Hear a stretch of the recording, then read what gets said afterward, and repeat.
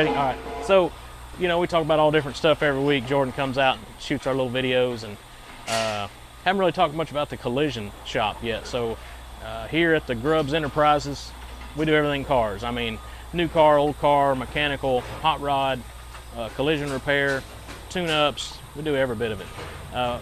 We've been doing collision repair for 15, 16 years, so kind of starting to grow that a little bit. Got a great body man, got a great painter, Doug. When he shows up. I painted this one, so I was going to brag on it a little bit, but no, I wanted to see if you could pick this up. You know, we're real picky on gaps and stuff.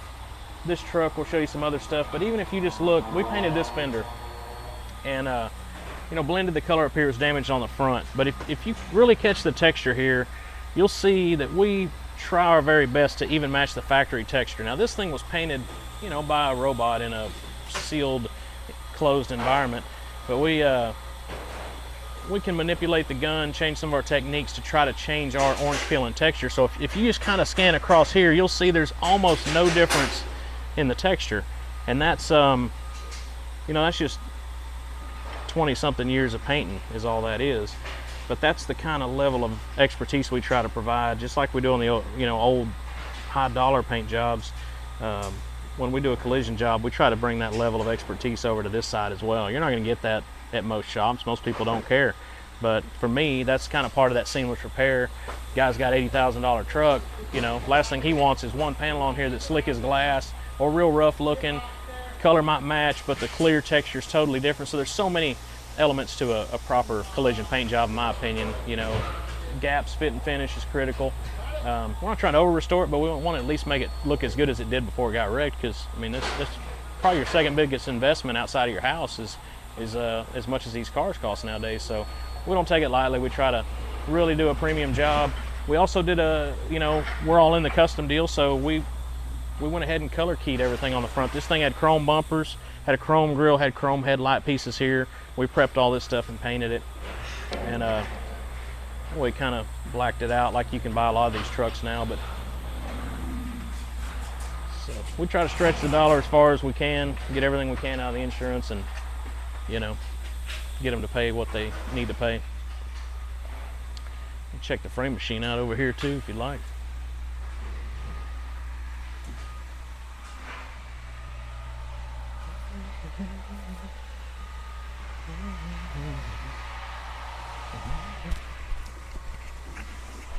And over here you'll see our frame machine. Got the ability to pull most everything up to a 4-door, you know, F350. That's about as big as we can go. We've also got a state-of-the-art car liner measuring system. That's what this machine over here does. Basically it tells us exactly where your chassis and even your unibody structure is. If car gets hit in the front, we'll take a series of measurements and it'll compare our measurements to what the factory measurements were. They get all those specs from the dealer and from the manufacturer, and that tells us, is the car pushed up in the front, is it knocked over, and then we make our pull, remeasure it, and put it back to where it was. That way, when we do an alignment, it's not gonna look like half the car is rolling through Garland. It's crabs falling down the road. I know we've all seen that. Hey Jordan, that thing's got pressure on it.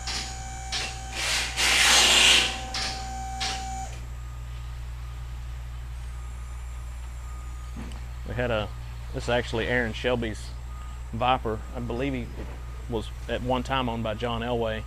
We did a little mechanical work on it. Took it for a test drive and didn't make a hard turn to the right. Come to find out the chassis had been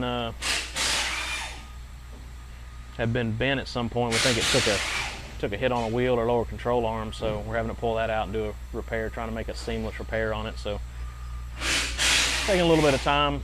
Sometimes these things take a while. You gotta let them just sit in cold pull over the weekend.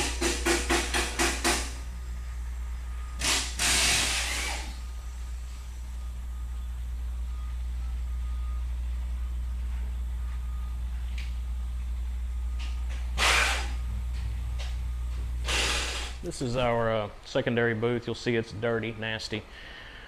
This is where we do all of our heavy priming on these completes. They make a big mess, so we cover the floor and do that work over here so that our primary booth with the controlled heat stays clean. So we will paint some stuff over here now and again if we're really busy. Clean the booth out, change the filters, and then, you know, we can, it's a pretty good booth. It's actually newer than the other one, but you see this one here is waiting to get prepped and going into complete paint. This is another Cobra. We've got one over there that's ready for paint. This one is in final prime and still needs to be prepped and, you know, made ready for the paint. We still got to do spray outs and get the color lined out. We've got 2 paint booths here, frame machine. We do our alignments in-house. So there's, on the collision side, there's really nothing that leaves here other than the wheel repair. So we do send the wheels and tires out if there's a wheel, you know, scrape or whatever. There's wheel companies that specialize in that, and we don't do that in-house. Not many body shops do. Just don't do enough of it to warrant having the machine to do it. So if we have to recalibrate something on your car, everybody comes out here to do that. If we can't do it, we can do most of it. Sometimes with the distance sensors or accident avoidance cameras, we do have to have those recalibrated. That's kind of also our way of making sure that another set of eyes looks at it and make sure all the systems are working. So you don't have a chance of, you know, airbag not going off the next time or anything like that. We hook everything up and we let a third party come out and do their inspection, read the computer, make sure everything's working. So we do that on the accident avoidance, recalibration of all the sensors. And we've got a glass company that comes out and does everything on site. Pretty much nothing we don't do here. You know, the upholstery guy that we're using now, he comes out and works on site as well. So that's more on the hot rod side, but we've worked to get everything in-house over the 22 years so that we don't have to drive all over town to have people, you know, do work for us. So drink beer and throw stuff. Maybe we get more views, but I'm too boring for that, I think. I already told you, if you can come after 6, you can't. There you go. I know you're not going to be here after 6. And then there's Justin. He's our resident scrap hauler and interim in training body man. Check him out on the Platinum.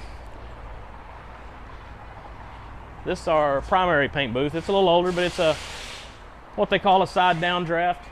It's pretty similar to a downdraft. It just doesn't have a pit in the floor.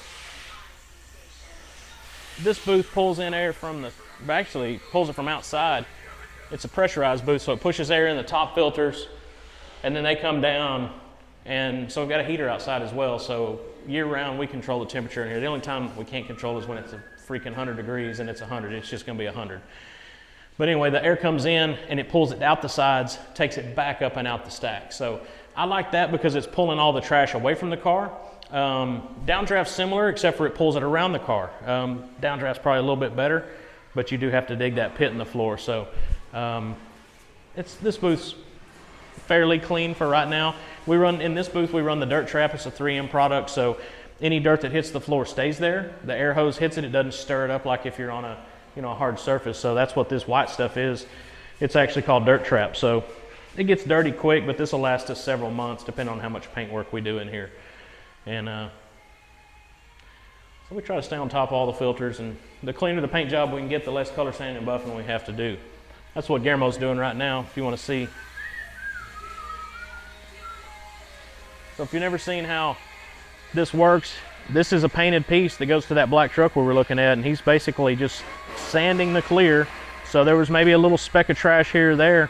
That's what he's sanding right now. So once he's done with that, what are you using, Guillermo? 2,000 grit? 1,500. 1,500? Yeah. So he's sanding that out, and then you come back here with a polisher, and once you buff this clear, it'll come right back up and look just as shiny as that, if not better.